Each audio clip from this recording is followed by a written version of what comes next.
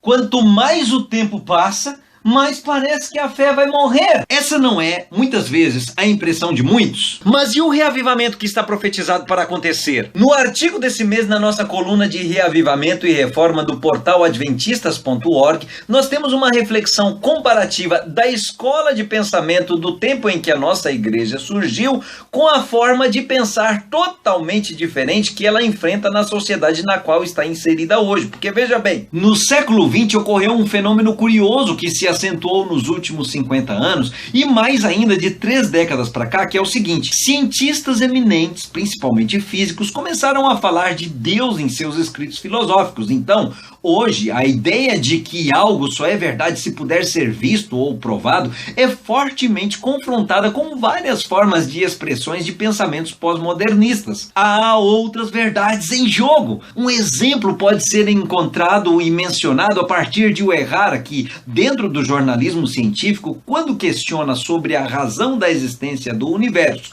a causa de haver ordem no universo e por que as leis da natureza podem ser expressas matematicamente, ele admite que a dificuldade para encontrar essas respostas mostra a necessidade de se buscar as respostas na filosofia e na religião. E, de fato, de acordo com a Bíblia, fora nesses termos que Jó teria sido questionado por Deus. O relativismo não somente da física, mas também dos valores morais, chegou como que abrindo as portas para outras possibilidades, nem sempre boas, é claro.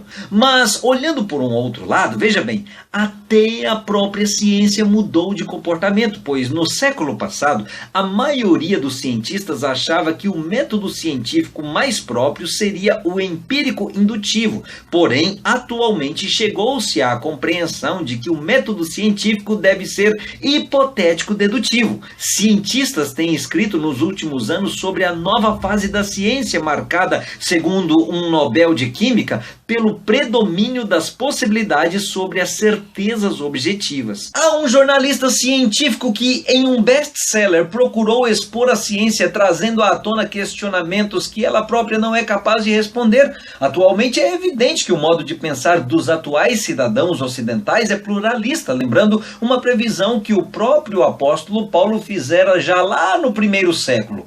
O pluralismo é um dos princípios editoriais adotados pela mídia pós-moderna no intuito de respeitar o modo de pensar do seu público-alvo. No pluralismo de hoje é sabido que é claro o comportamento entre as pessoas, de cada um crer no que quer por se sentir bem assim, e tudo bem. E essa postura de não precisar ver algo exatamente no laboratório para considerá-lo possível de ser acreditado, mexeu com a religião. No século XXI, vivemos num mundo pós-secularizado e as comunidades religiosas podem ser consideradas também uma sociedade pós-igreja. Pessoas assim não estão interessadas na apresentação de uma verdade objetiva. No entanto, ficarão maravilhadas ao descobrirem que essa verdade objetiva as conduzirá a uma experiência mais profunda com Deus. Elas não estão interessadas na verdade pela verdade, mas numa verdade que as conduza a uma experiência com Deus. Elas desejam alcançá-lo e tocá-lo. Se houve uma época em que as manifestações sobrenaturais eram desprezadas e condenadas como fanatismo e fraude, esse tempo ficou no passado.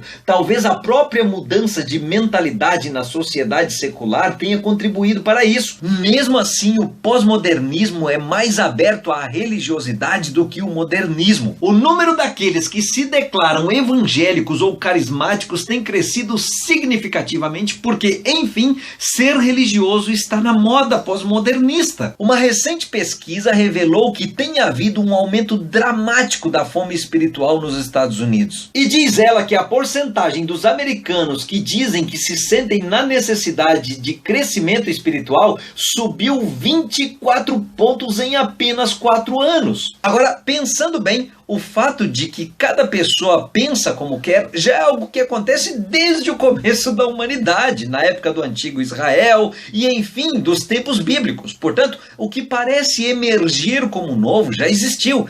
E isso já faz pensar na possibilidade de que, então, os adventistas têm de onde tirar lições para a busca do bálsamo para essa doença do individualismo. Por exemplo, Pense nessa plataforma digital que está sendo usada por você agora para ver esse vídeo. Enquanto muitos podem olhar para esse recurso eletrônico apenas lembrando toda a maldade que ele poderia veicular, a igreja pode usar poderosamente essa possibilidade midiática para uma poderização sem precedentes da pregação do evangelho, porque afinal a mídia eletrônica e digital é a linguagem pela qual é possível se comunicar com as gerações pós-modernas Y e Z. É como Dreher disse que muitos dizem que a modernidade traz o fim da religião, mas podemos verificar o contrário. O que se constata é o fortalecimento da experiência religiosa e, nesse sentido, crescem mais as igrejas e grupos que proporcionam experiências religiosas. Então, que tal experimentarmos o que é bom, verdadeiro e agradável, que são a verdadeira reforma e o verdadeiro reavivamento, não é mesmo? O evangelho não é eterno? Então, vamos aplicá-lo para o tempo presente